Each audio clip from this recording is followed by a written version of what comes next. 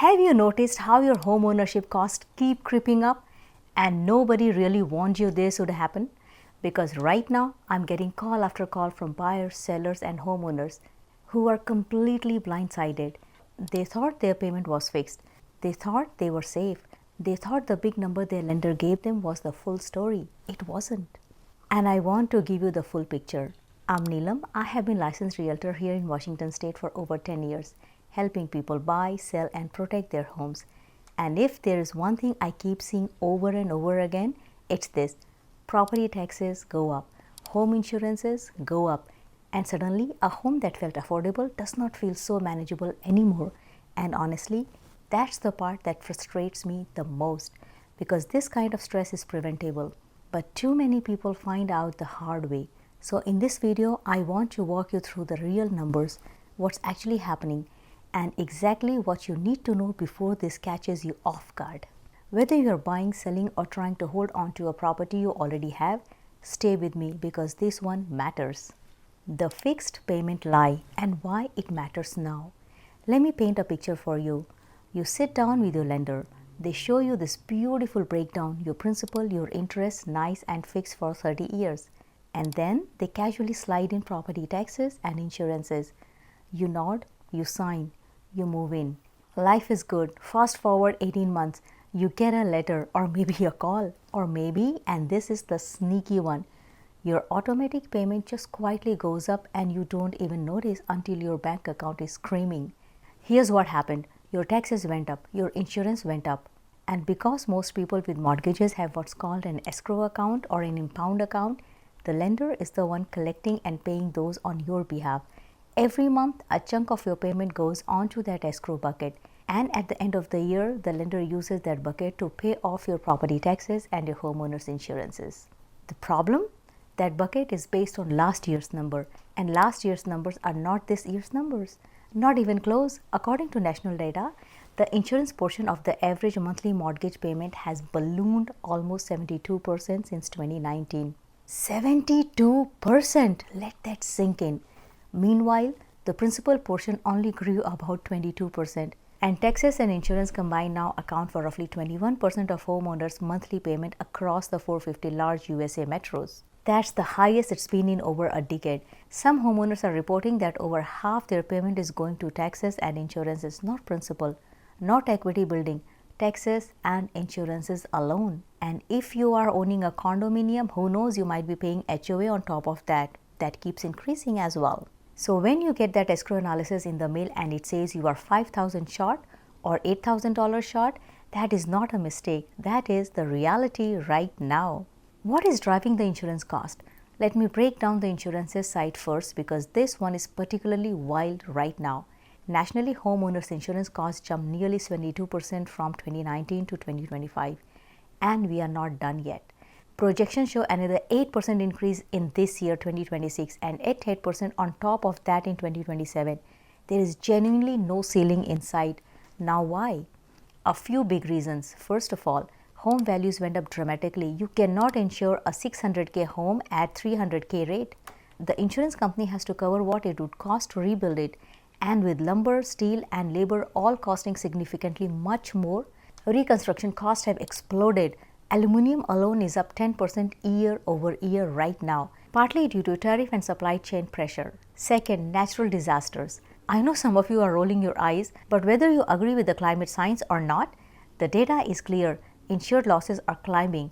Severe convective storms, think hail, tornadoes, straight line winds, accounted for 70% of global insured losses in recent years, and those storms are hitting areas that used to be considered low risk. Colorado, for example, saw some of the steepest rate hikes of any state, up to $662 on a new policy compared to last year. States like Arizona, Michigan, Nebraska all seeing 40% to 70% increase over just a few years. Third, and this one is fascinating to me as a former IT person, technology. Insurance companies are now using drone imagery and AI-powered risk scoring tools to evaluate your property. They are flying drones over your roof, running your home through an algorithm and making decisions to drop you or refuse to renew you without ever speaking to you. That is not sci-fi. That is happening right now. And here's the piece that really stinks for buyers. Long-time policyholders are often grandfathered in at lower rates. So when you ask the seller how much they pay for insurance, the number is completely irrelevant to you. You are going to market fresh. You are getting today's rate, and today's rates are a whole different animal. Here in Washington state, and I want to call this out specifically because this is our market. We are not Florida or California, but we are absolutely not immune. Washington state appeared on the list of states with significant recent increases, and with our wildfire risk in eastern Washington, flooding risk in the lowlands, and the general rise in construction cost across the Puget Sound area, getting a competitive insurance quote is getting harder. Now let's talk taxes, especially in Washington state. Okay, property taxes. This is where it gets really interesting if you are in Washington state. Let me give you some context first. Nationally, the median property tax is billed around $3,100 a year in Washington state. $3,100 a year. However, in Washington state, depending on where you are, you could be paying significantly much more than that. King County property taxes for 2026 are $8.4 billion total. That is a 10% jump from last year. Home values in the county rose about 5.4%, but the tax bill went up 10%. Why the gap? Because voter-approved levies don't fall under standard 1% annual growth cap. Schools, fire districts, transportation, all of those can layer on top. Let me give you real numbers. In Seattle, the average single-family homeowner is paying somewhere between $7,500 to $10,500 in annual property taxes. In Bellevue and Medina, we are talking $10,000 to $15,000 and more. And that's for the luxury tier. Even in Tacoma, bills have climbed to $4,800 to $6,500 on average. And here's the state level thing I need you to understand. Washington's current law limits regular property tax revenue growth to 1% per year. But here's the catch. That 1% cap is on the taxing district's total revenue, not on the individual bill. Your bill can still go up significantly because of reassessment and voter-approved levies. And there's currently serious legislative discussion about tripling that growth cap from 1% to 3%. If that passes, we are talking about a fundamentally different cost environment for homeowners in this state. Now compare that to California, where the annual increase on property tax is capped at 2%. Under Proposition 13, tied to your original purchase price, California gets a lot of flake and honestly deserves on many fronts. But that particular protection is huge for existing homeowners. Washington state does not have that same purchase price protection for individuals. When the assessor updates your home's value, your tax bills move with it. And in an area like Greater Seattle, where home values have been climbing for years, that matters. The mistakes I see buyers making and how to fix them. All right, let's get practical. Whether you are actively buying right now or you are helping someone who is, here are the real mistakes I'm watching play out in real time. First mistake, relying on the seller's numbers. I cannot tell you how many buyers talk to sellers, hey, what do you pay in taxes and insurances?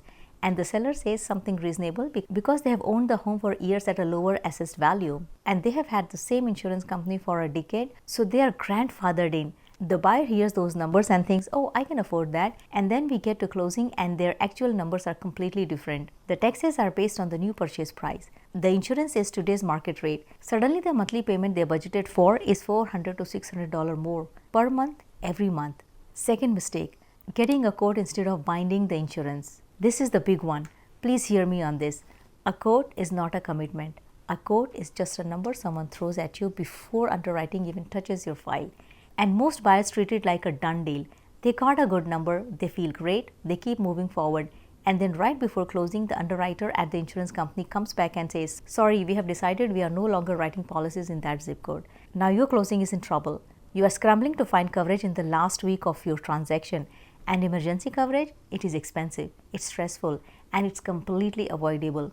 Here's what I tell every single one of my buyers. The moment you get a quote on a home you are purchasing, bind the policy, don't wait. Binding means it has actually gone through underwriting. It means you have a real commitment, not just a number on paper. We are not in a competitive market right now.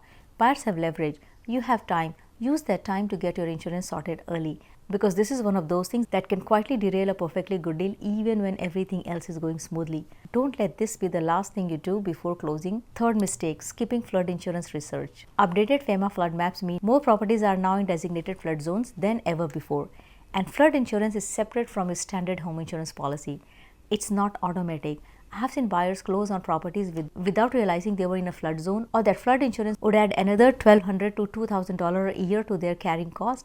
Always check to FEMA flood map for any property you are seriously considering. Fourth mistake, underestimating the escrow buffer you need. When you close on a home, lenders typically require a cushion in your escrow account, usually 2 months of taxes and insurances, but that cushion is calculated at current rates. If rates climb significantly in a year or two, you can land in a deficit. Budget for it. Keep a reserve. This is not pessimism, it's math. If you are an existing homeowner, what to do right now? Let me shift gears. Because I know a lot of you watching this aren't buying. You are already a homeowner and you are getting crushed. So here's your game plan. First option, appeal your property tax assessment. This is genuinely one of the most underutilized tool homeowners have. And I don't understand why more people aren't doing it. If you believe the county has overhauled your property, you have the right to contest it. Full stop. And the process is more straightforward than you think. Go to the county assessor's website. For King County, that is kingcounty.gov. For Pierce County, it's piercecountywa.gov. And for the Snohomish County folks, it is snohomishcountywa.gov. Download the appeal form, pull comparable sales in your neighborhood, and make your case in writing. That's really it. Now, I have not personally done this here in Washington State because I have walked clients through this process and I have seen it work. The assessor's office is not your enemy here. They are actually pretty reasonable when you come prepared with real data, solid comps, recent sales, a clear argument. That's all you need. And here's the thing most people don't realize, even if it works, it does not automatically carry forward to next year. In most counties, you need to refile. So put a recurring reminder in your calendar right now. Missing the deadline means waiting for another full year. Is it a little bit of homework? Yes. Option 2, shop your insurance. Seriously, shop it. A lot of homeowners set their insurance once and forget about it for a decade.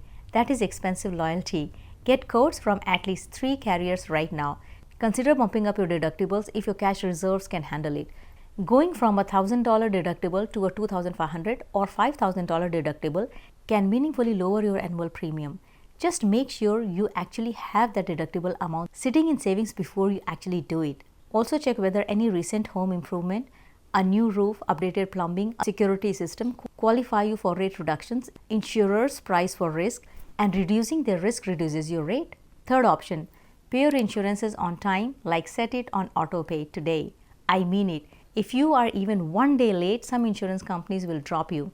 And once you are dropped, getting new coverage with a lapse on your record is harder and more expensive. If you have a mortgage, being uninsured is a breach of your loan agreement, and the lender can force place insurance on you, which is expensive and covers only the lender, not your belongings. Do not let this happen. Option 4, understand your options before you panic and sell. When costs get tight and the market feels uncertain, the instinct is to just get out, sell, simplify. I get it. But before you do that, I really want you to pause and look at every option on the table first. Could you rent out a room? Could you short-term the property for a few months while you stay somewhere more affordable? Could you rent the whole thing out and let a tenant cover most of your carrying cost while you wait for the conditions to improve? None of these are glamorous options, but neither is selling into a soft market and watching that same home appreciate another 30% over the next 5 years. I have seen it happen to good people, and that is exactly why I'm sitting here telling you this today. Do not rush into a pressure sale. The big picture, where is this headed? I want to leave you with some honest perspective. The good news, insurance rate increases are slowing. After a brutal 2022 through 2024, the market started to stabilize in 2025. The hurricane season was quiet. Insurers got back to profitability. In most areas, increases in 2026 should be under 10%, which is still an increase, but not the 25 to 40% shock we saw in previous years. The not so great news, premiums are still historically high and affordability is still a serious challenge. In high-risk area, fire zone, floodplains, tornado corridors, the situation remains very difficult. On the Texas side, if you are in Washington State, pay close attention to what's happening legislatively.